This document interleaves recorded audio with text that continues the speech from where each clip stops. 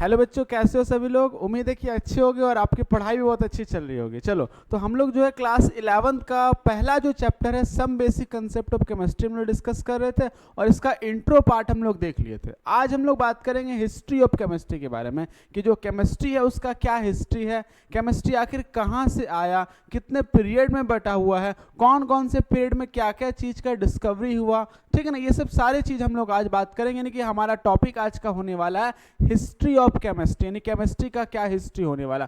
काफ़ी इंटरेस्टिंग होगा, है ना, कि हिस्ट्री की बात करेंगे कि कितने पीरियड में केमिस्ट्री को बांटा गया। ये तुम लोग को मतलब बहुत ही कम बुक में ये तुम लोग को देखने को मिलेगा, एनसीईआरटी में तो ये चीज़ है नहीं, लेकिन इंटरेस्ट के लिए और जानकारी के लिए ये टॉपिक हमारा बहुत ज़रूरी है, हिस्ट्री ऑफ केमिस्ट्री की। केमिस्ट्री आखिर आया तो आया कहाँ से, कैसे किसी एक दिन से स्टार्ट किए पढ़ना, क्या ये कब से आया, तो हम लोग बात करेंगे हिस्ट्री ऑफ केमिस्ट्री। चलो तब स्टार्ट किया जाए। हम लोग लास्ट क्लास में जो है ना केमिस्ट्री के बारे में बात कर रहे थे, केमिस्ट्री का क्या इंट्रोडक्शन हो गया। हम लोग आज बात करेंगे हिस्ट्री ऑफ केमिस्ट्री। टॉपिक हमारा क्या होगा, टॉपिक हमारा होगा हिस्ट्री ऑफ केमिस्ट्री, यानी केमिस्ट्री का क्या हिस्ट्री है, कितने पीरियड में इसको बांटा गया है, हम लोग इसके बारे में बात करेंगे, कितने पीरियड में इसको बांटा गया है। चलो तब स्टार्ट करते हैं हिस्ट्री ऑफ केमिस्ट्री। देखो क्या है हिस्ट्री ऑफ केमिस्ट्री में, कहाँ गया कहाँ गया कहाँ गया, चलो यहाँ से है।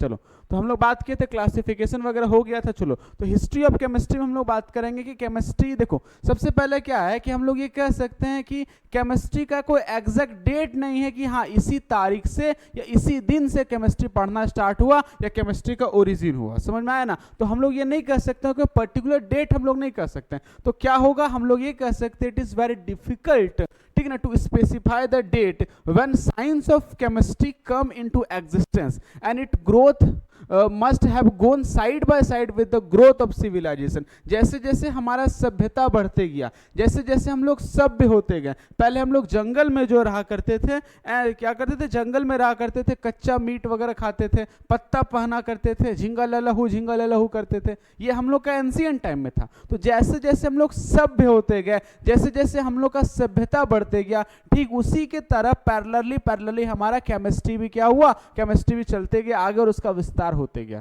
बात समझ में आ गया ना। तो कोई डेट एग्जैक्ट बता पाना काफी मुश्किल है कि केमिस्ट्री इतना तारीख से, इतना सन से, इतना ईस्वी से प्रारंभ हमारा केमिस्ट्री हुआ। बात समझ में आ गया ना। तो हम लोग इसी चीज को हम लोग देख सकते हैं कि ब्रॉडली जो केमिस्ट्री का जो हिस्ट्री है ना, उसको ब्रॉडली कितने पांच भागों में बांटा गया। कितने भागों में हम लोग केमिस्ट्री को रख सकते हैं, 5 पीरियड में केमिस्ट्री को हम लोग पढ़ते हैं। तो क्या क्या 5 पीरियड है। सबसे पहला पीरियड जो हमारा है उसको हम लोग कहते हैं ancient period, up to 350 AC, up to 350 AC, जिसको प्राचीन काल हम लोग कह सकते हैं। बात समझ में आ गया।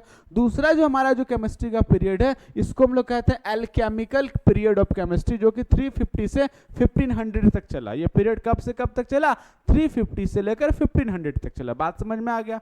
अगला जो हमारे पास पीरियड है उसको कहते हैं एटारो केमिस्ट्री पीरियड, ठीक है ना। इसमें क्या हुआ कि इसमें जो है केमिस्ट्री लोग जो है वो मतलब फिजिशियन, मतलब मेडिकल लाइन पर जो है ज़्यादा फोकस किया, ठीक है ना, मेडिसिन पर ज़्यादा फोकस किया। चलो नेक्स्ट हम लोग बात करते हैं फ्लोजिस्टन पीरियड, और एक हमारे पास होता है मॉडर्न पीरियड, यानी कि केमिस्ट्री को ब्रॉडली हम लोग 5 कैटेगरी में, 5 पीरियड में बांट करके हम लोग पढ़ते हैं।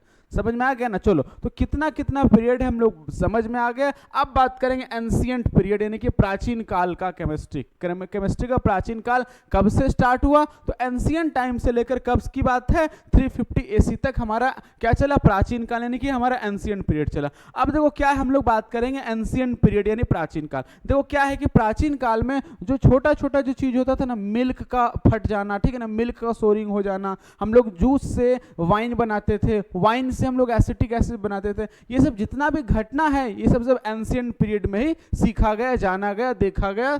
चलो, हम लोग कह सकते हैं कि in ancient time many chemical operation such as souring of milk, conversion of sweet juice into wine, conversion of wine into vinegar, ये सब जितना भी है ना, ये सब सारा का सारा टेक्निक इसी पीरियड में देखा गया, इसी पीरियड में स्टार्ट किया गया, इसी पीरियड में खोजा गया। उसके बाद क्या हो गया, उसके बाद हो गया कि ग्लास को बनाना, पोट्री को बनाना, जो मिट्टी का जो घड़ा होता है ना, उस मिट्टी के घड़े को पका के बनाया जाता है। कच्चे में क्या होगा कि पानी से फिर वो पिघल करके फिर मिट्टी बन जाता है कि नहीं है, तो उसको पकाया जाता है। तो पकाने का जो प्रक्रिया, उसमें भी एक तरह का रसायन लगता है, उसमें भी एक तरह का केमिस्ट्री लगता है। तो ये सब चीज इसी इसी एंशियंट टाइम में खोजा गया, इसी एंशियंट टाइम में इस चीज को खोजा गया। बात समझ में आ गया? चलो, मेकिंग पिगमेंट, कलर को बनाया गया, पिगमेंट को बनाया गया, हेयर डाई ले लो, है ना, या फिर तरह तरह का जो कलर जो बनाएगा, पिगमेंट जो बनाएगा, वो पिगमेंट किस पीरियड में बनाया गया? इसी पीरियड में बनाया गया। बात समझ में आ गया ना? उसके बाद परफ्यूम बनाना हो गया, एक्सट्रैक्शन ऑफ मेटल हो गया, जैसे हम लोग गोल्ड को,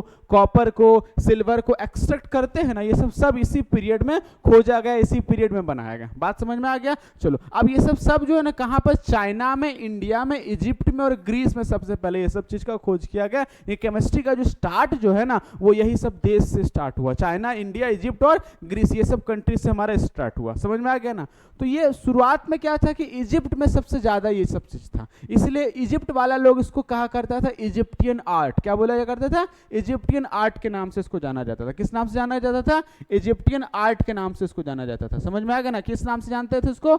इसको इजिप्टियन आर्ट के नाम से। किस नाम से? इजिप्टियन आर्ट के नाम से जानते थे। तो कह सकते हैं पहला जो किताब है केमिस्ट्री का, याद रखना, केमिस्ट्री का जो फर्स्ट बुक जो है ना, उसको इजिप्ट में लिखा गया। कब लिखा गया? कब की बात है? 300 AD में लिखा गया।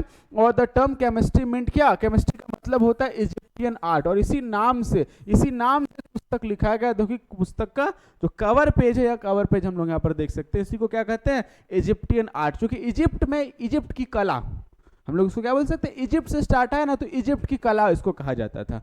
समझ में आ गया ना? चलो, अब कह सकते हैं एल्केमिकल पीरियड, है ना, जिसको क्या कहें? कीमिया पीरियड कहते हैं, एल्केमिकल पीरियड। देखो, ये पीरियड में साइंटिस्ट लोग क्या चाहता था कि हम एक ऐसा चीज का खोज कर लेना कि अमर बन जाए, मतलब अमृत बनाना चाहता था, जिसको हम लोग कहते थे कि एलेक्सियर ऑफ लाइफ। क्या बोलेंगे? एलेक्सियर ऑफ लाइफ। और दूसरा चीज हो गया क्या? फिलोसफर स्टोन, जिसको पारस पत्थर के नाम से जानते हैं। किस पत्थर के नाम से जानते हैं? पारस पत्थर के नाम से जानते हैं। ये दो चीज बनाने का बहुत ज्यादा वो मतलब उत्सुक था, ये दो चीज बनाना चाहता था साइंटिस्ट लोग उस समय, कि हम पी लेंगे तो अमर हो जाएंगे, कभी बूढ़ा नहीं होंगे, है ना, कभी बूढ़ा नहीं होंगे तो मरेंगे भी नहीं। उस समय की बीमारी वगैरह से नहीं मरा करता था, उसमें एज होने के बाद, बूढ़ा होने के बाद मरा करता था। इसलिए क्या होता था कि अगर पी लेंगे तो बूढ़ा ही नहीं होंगे, और जब हम लोग ओल्ड नहीं होंगे, बूढ़ा नहीं होंगे, ओल्ड नहीं होंगे, तो हम लोग मरेंगे नहीं। तो यानी कि बूढ़ा होने से बचने का एक टॉनिक, एक मेडिसिन बनाना चाह रहा था वो, जिसको एलेक्सियर ऑफ लाइफ कहते थे। और दूसरा हमारे पास एक पत्थर, जिसको कहते हैं क्या? दार्शनिक पत्थर या फिलोसफर स्टोन हम लोग कहते हैं, जिसको नॉर्मल भाषा में तुम लोग कहानी के रूप में भी देखा होगा, पारस पत्थर,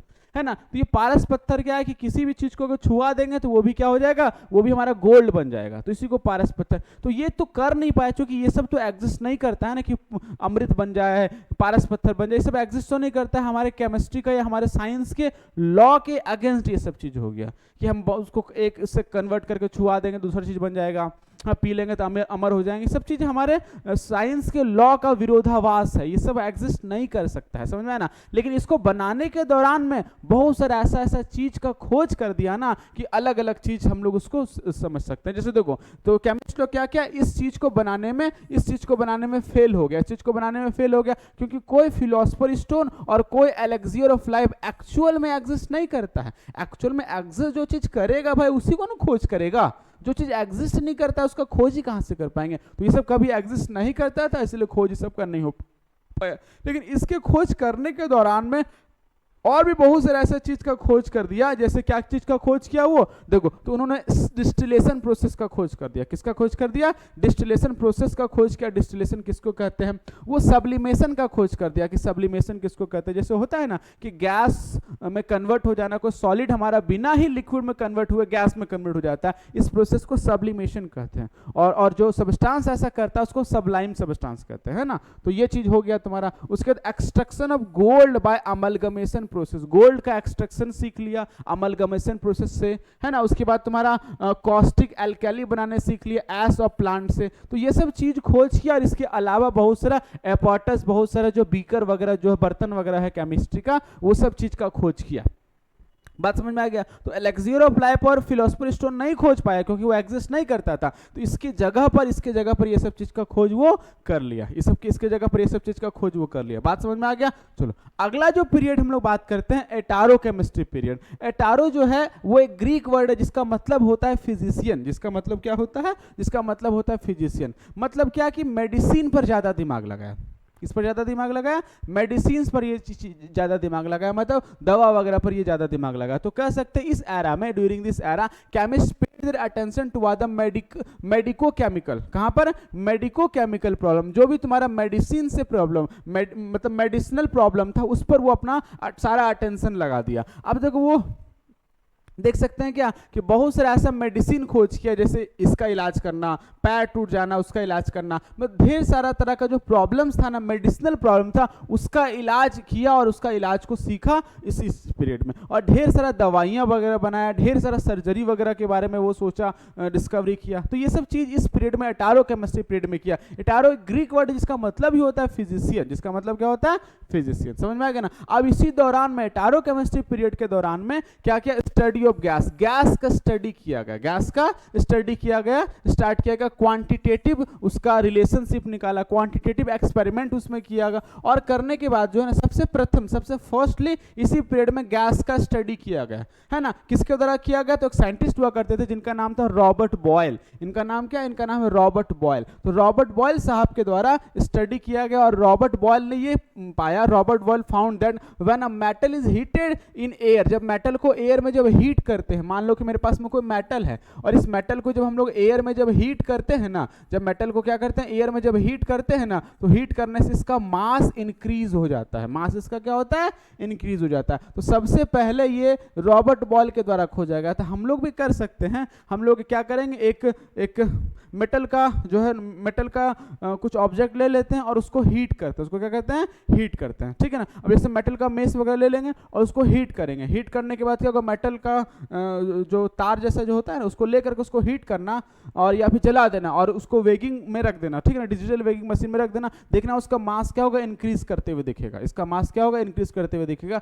एक बार क्लास में हम लोग किए थे, क्लास में इसको हम लोग एक बार किए थे, ठीक है ना। तो इसको हम लोग अभी तो सेटअप में हम लोग यहाँ नहीं देख सकते हैं, जिसको करना है फिजिकल क्लासरूम पढ़ना है तो क्लासरूम आ सकता है, क्लासरूम आकर के पढ़ सकता है, ठीक है ना। चलो, तो हम लोग ये चीज कर चुके थे कि जैसे ही हम लोग उस मेटल को हीट करेंगे, हीट करने से इसका मास क्या होगा इंक्रीज कर जाएगा। तो सबसे पहले इस चीज को किसके द्वारा, रॉबर्ट बॉयल भाई साहब के द्वारा, किसके द्वारा, रॉबर्ट बॉयल के द्वारा जो ये किया गया। और ये also establish the relationship between the volume pressure of gases, यानी कि वॉल्यूम और प्रेशर के बीच में कुछ रिलेशनशिप होता है। मान लो कि मेरे पास में एक बीकर है और इस बीकर में क्या करते हैं पिस्टल लगा देते हैं, और पिस्टल लगाने के बाद यहाँ पर एक कंप्रेस करते हैं। तो जैसे ही कंप्रेस करते हैं मतलब प्रेशर अप्लाई किया, तो प्रेशर अप्लाई करने से इसका वॉल्यूम क्या हो जाएगा डिक्रीज कर जाएगा, यानी कि प्रेशर जो हमारा होता है वो इनवर्सली प्रोपोर्शनल किसका होता है वॉल्यूम का, इनवर्सली प्रोपोर्शनल किसका होगा वॉल्यूम का। तो ये रिलेशनशिप किसके द्वारा दिया गया था, रॉबर्ट बॉयल भाई साहब के द्वारा दिया गया था। बात समझ में आ गया ना। चलो अब देखो क्या है कि इन्होंने एक पुस्तक लिखा कब 1661 में, 1661 में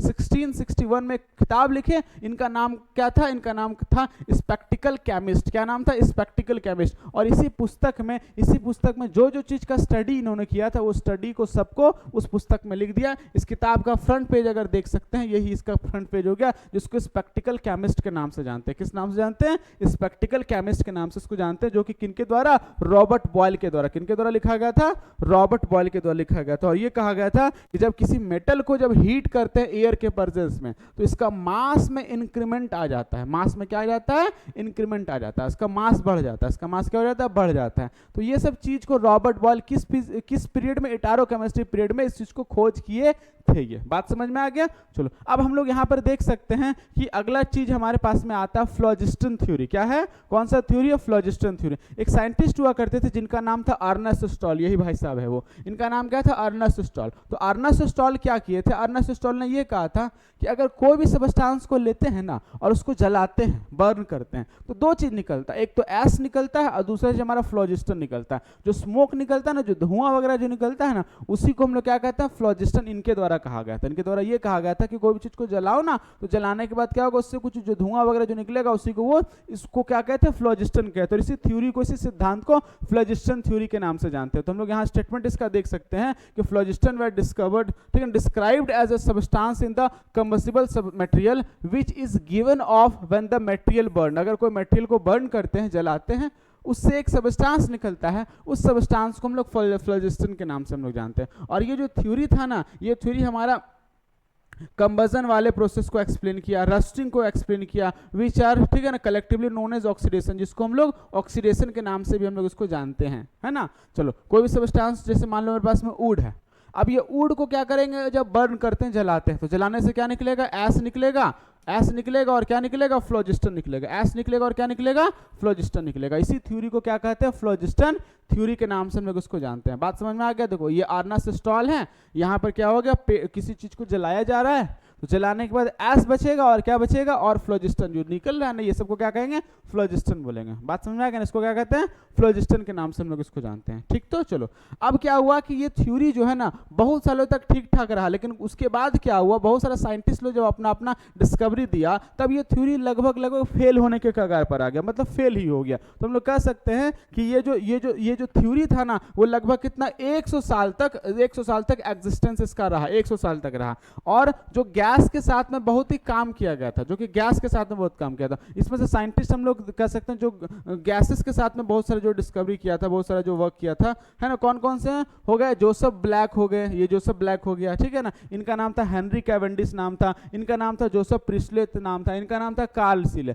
अब इनके द्वारा क्या किया, गैस में, किस चीज का, गैस वगैरह, ऑक्सीजन का खोज के बाद, ऑक्सीजन का जब खोज हुआ, गैस वगैरह पर काम किया, ऑक्सीजन की खोज के बाद जो है ना, वे फ्लोजिस्टन सिद्धांत में विश्वास रखते थे। लेकिन बाद में फिर क्या हुआ कि इस थ्योरी को फेल करार दे दिया गया, फेल कर दिया गया, ठीक है ना। जब एंटोनी लेवोइजियर जब अपना सिद्धांत दिए कि कोई भी चीज को जलाने के लिए ऑक्सीजन का जरूरत पड़ता है, समझा ना, और वही ऑक्सीजन उसके साथ कंबाइन करके हमारा कार्बन डाइऑक्साइड बना देता है। तो जब एंटोनी लेवोइजियर आए तब फिर कौन सा पीरियड आया, मॉडर्न पीरियड आया। तो ये हमारा केमिस्ट्री का काल था। अब मॉडर्न पीरियड की बात करेंगे, इसलिए जो नाम है इनका एंटोनी लेवोइजियर, इनको फादर ऑफ केमिस्ट्री के नाम से जानते हैं। किस नाम से जानते हैं इनको, फादर ऑफ केमिस्ट्री के नाम से इनको जाना जाता है। किनको, इनका नाम क्या है, इनका नाम है एंटोनी लेवोइजियर, इनका नाम है। अब हम लोग देख सकते हैं कि ये बहुत सारा इस चीज में बहुत सारा काम किया, इसीलिए इनको फादर ऑफ केमिस्ट्री का उपाधि मिला। जो फादर ऑफ केमिस्ट्री हम लोग कहते हैं या कोई भी सब्जेक्ट का फादर कह देते हैं, इसका मतलब क्या होता है,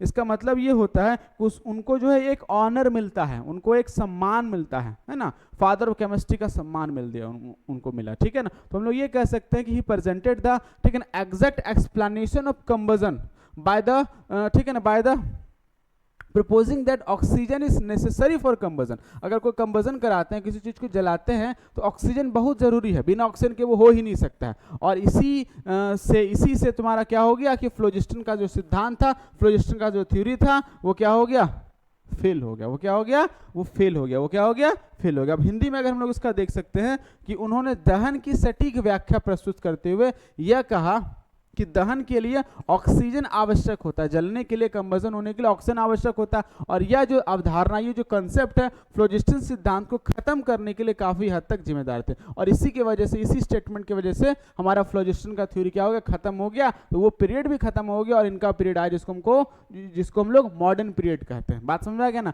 तो ये हमारा केमिस्ट्री का क्या था, केमिस्ट्री का हिस्ट्री था। यहाँ तक केमिस्ट्री का क्या था, हिस्ट्री था। अब हम लोग बात करेंगे कि केमिस्ट्री का जो है, केमिस्ट्री का क्या इंपॉर्टेंस है हमारे डेली लाइफ में। तो केमिस्ट्री का कह सकते हैं बहुत सारे इंपॉर्टेंस है हमारे डेली लाइफ में। बिना केमिस्ट्री का कोई भी चीज है ही नहीं।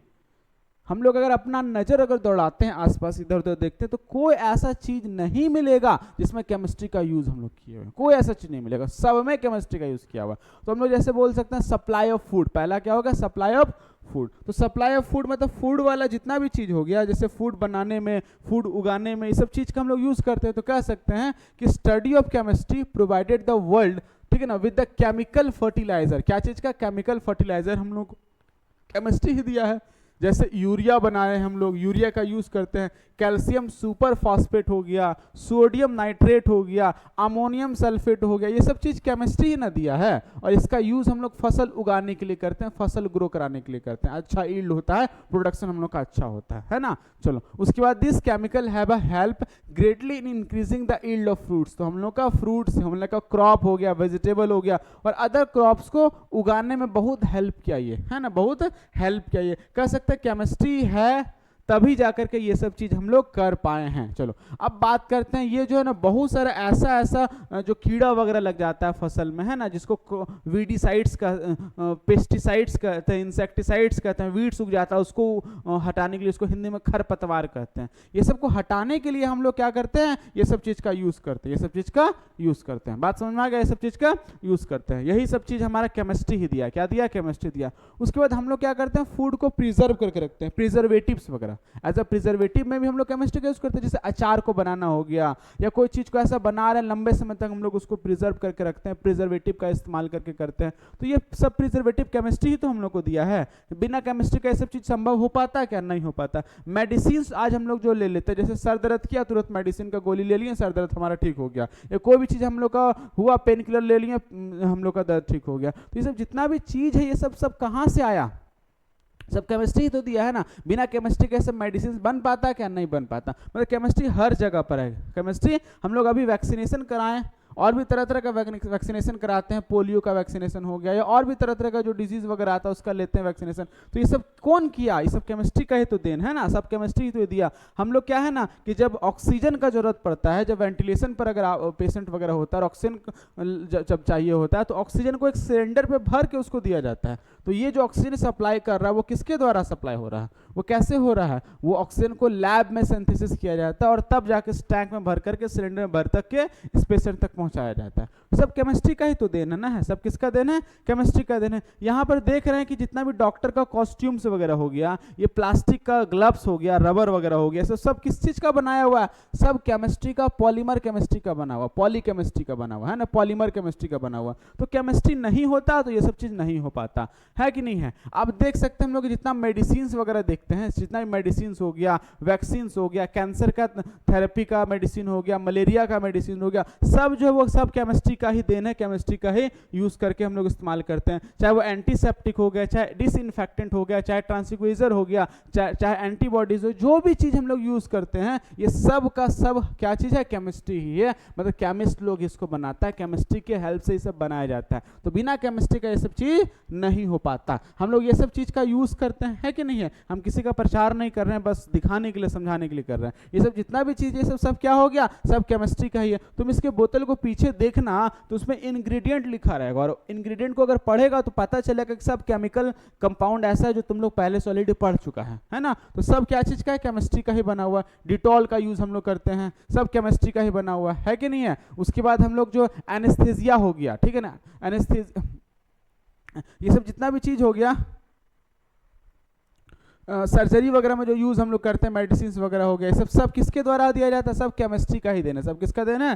केमिस्ट्री का ही देन हो गया। चलो अब बात करते हैं scope of chemistry in saving the earth. हमारे अर्थ को सेव करने के लिए भी केमिस्ट्री बहुत बड़ा रोल प्ले किया है, बहुत बड़ा रोल प्ले करता है, ठीक है ना। उसके बाद हम लोग बोल सकते हैं क्या कि हम लोग का जो कंफर्टेबल, प्लीजर और लग्जरियस लाइफ है वो भी क्या हो गया? केमिस्ट्री का ही देन। हम लोग जो जितना भी लग्जरी लाइफ जीते हैं, ये सब जो देख रहे हैं, सब केमिस्ट्री का ही बना है। पॉलीमर केमिस्ट्री का कहीं ना कहीं हो गया, कहीं ना कहीं मेटालिक का यूज, मेटल्स का यूज किया गया, सब केमिस्ट्री का ही क्या हो गया? देन हो गया। हम लोग सिंथेटिक फाइबर का यूज करते हैं ना, फाइबर जो यूज करते हैं, सिंथेटिक फाइबर्स, ये सब भी केमिस्ट्री का ही देन है कि नहीं है। तो यानी कि हर जगह पर केमिस्ट्री, सब जो फाइबर देख रहे हैं, ये सब जो हम लोग देख रहे हैं, सब क्या हो गया? केमिस्ट्री का ही तो देन है ना। हम लोग बिल्डिंग मटेरियल देखते हैं, चाहे सीमेंट हो गया, चाहे स्टील हो गया, चाहे कोई भी कंस्ट्रक्शन का सामान हो गया, सब किस चीज का बना है? केमिस्ट्री का बना है। देखो सीमेंट का कंपोजिशन है, ये कैल्शियम ऑक्साइड का यूज होता है ना, सिलिकॉन ऑक्साइड का यूज होता है, एल्यूमिनियम ऑक्साइड का यूज होता है, मैग्नीशियम ऑक्साइड का यूज होता है।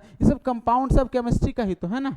सब क्या हो गया? केमिस्ट्री का यूज करके ये सब चीज को बनाया जाता है। पुट्टी हो गया, वॉल पुट्टी हो गया, डॉक्टर फिक्सिट हो गया, वाटर प्रूफिंग का यूज जो हम लोग करते हैं, है ना, सब क्या है? केमिस्ट्री है। सब क्या है? हम लोग मेटल्स को बनाने में, मेटल एक्सट्रैक्ट करने में, gold, silver, copper, iron, aluminium, ये सब को एक्सट्रैक्ट करने में हम लोग केमिस्ट्री का यूज हम लोग करते हैं। समझ में आ गया? चलो आप देख सकते हैं क्या, देखो मेटल को पिघलाया जा रहा है केमिस्ट्री के हेल्प से, है ना। चलो उसके बाद जितना भी हम लोग डोमेस्टिक आर्टिकल का यूज करते हैं, जैसे पेपर बनाना हो गया, ग्लूकॉन डी हो गया, या ग्लूकोज हो गया, या जो भी शुगर वगैरह हो गया, ये सब केमिस्ट्री का ही है। सब क्या है? अब ये ग्लास हम लोग देख रहा होगा, ये ग्लास में कलरफुल ग्लास है, तो कलरफुल किस वजह से? कुछ ना कुछ आयन की वजह से। देखो जैसे Fe आयन की वजह से हो गया, Fe आयन की वजह से हो गया, कॉपर आयन की वजह से हो गया, क्रोमियम आयन की वजह से हो गया, निकल के आयन की वजह से हो गया, गोल्ड के आयन की वजह से हो गया। मतलब कहीं ना कहीं इसका जो कलर जो है वो किसके लिए, कौन रिस्पॉन्सिबल है? इसका केमिकल कंपाउंड रिस्पॉन्सिबल है, वो क्या है? आयंस वगैरह सब इसमें क्या हो गया? रिस्पॉन्सिबल हो गया। ठीक, तो चलो अब जो इंटरटेनमेंट की बात करते हैं, किसके बारे में बात करते हैं? कुछ इंटरटेनमेंट की बात करते हैं। जैसे अभी हम लोग जैसे रील चलाते हैं ना रील,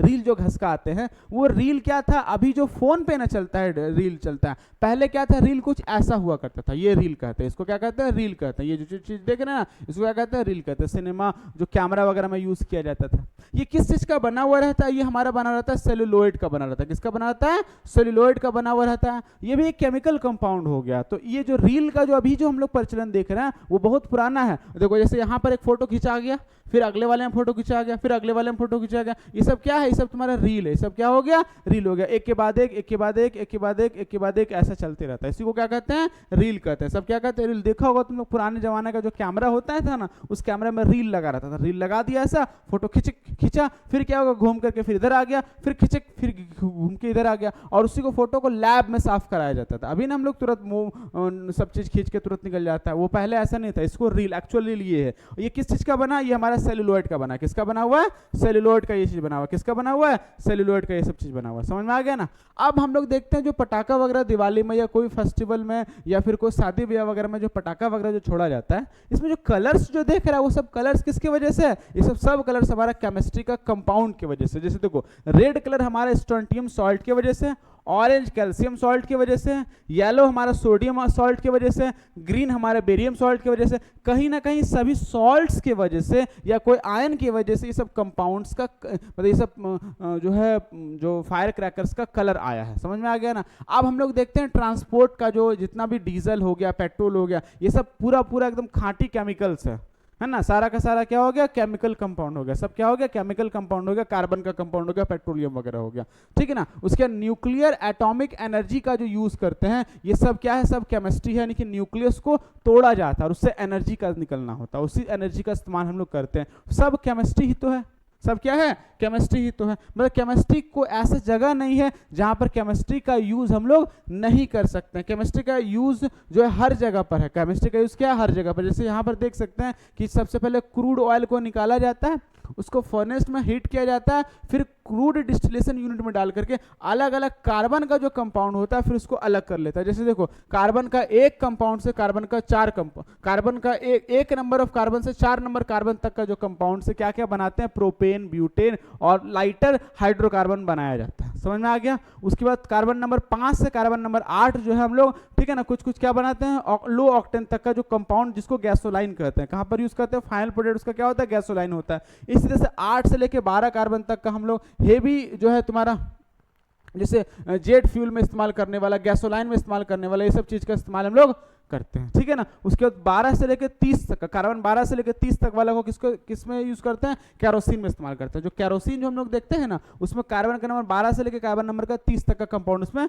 प्रेजेंट रहता है, जिसका इस्तेमाल कैरोसिन, जेट फ्यूल, डीजल इस सब में बनाने में इस्तेमाल करते हैं। मतलब हर चीज में केमिस्ट्री ही है, हर चीज में क्या है, केमिस्ट्री ही है। हम लोग अमोनिया, एसिड वगैरह देखते हैं, सब क्या हो गया, केमिकल कंपाउंड हो गया। हम लोग जो वॉर में जो टीएनटी का इस्तेमाल करते हैं, टीएनटी का फुल फॉर्म क्या होगा, ट्राई नाइट्रोटोल्यूइन। क्या है इसका फुल फॉर्म, इसका फुल फॉर्म है ट्राई नाइट्रोटोल्यूइन। सब केमिस्ट्री का ही बना हुआ। तो बता कोई ऐसा चीज दिखा तुमको जिसमें केमिस्ट्री का यूज नहीं होता है, हर जगह पर केमिस्ट्री का यूज हो रहा है। तो ये रहा हमारा हिस्ट्री और इंपॉर्टेंस ऑफ केमिस्ट्री। तो आज हम लोग इस क्लास में क्या क्या सीखे, हम लोग हिस्ट्री के बारे में सीखे। हिस्ट्री 4 पीरियड में बटा हुआ है और हम लोग किसके बारे में बात की, हम लोग उसका इंपॉर्टेंस की बात किए। मतलब हर जगह पर हम लोग का केमिस्ट्री बना हुआ है। समझाया ना। तो तुम लोग का होमवर्क ये रहा कि तुम लोग को लिखना है कि केमिस्ट्री का इंपॉर्टेंस हमारे डेली लाइफ में, right the importance of chemistry in our daily life. हाँ समझाया ना। तो पॉइंट वाइज इसको बना करके लिखना, ठीक है ना। तो नेक्स्ट क्लास में जो हम लोग बात करेंगे मैटर एंड एनर्जी, यानी कि अब हम लोग का ये स्टार्ट होगा एनसीईआरटी के टॉपिक से। एनसीईआरटी में ये सब टॉपिक तुम लोग को मिल जाएगा। अब तक जो बताया वो सब बहुत शायद किताबें मिलेगा तुम लोग को, बहुत ही कम बुक्स में देखने को मिलेगा हिस्ट्री वगैरह, समझा ना। लेकिन जो नॉलेज के लिए जरूरी था हम लोग को जानना कि कितने पीरियड में बटा हुआ है। कोई भी चीज़ के बारे में जान रहे हैं तो हिस्ट्री तो जानना जरूरी है ना, कि कहाँ से आया, कब से आया।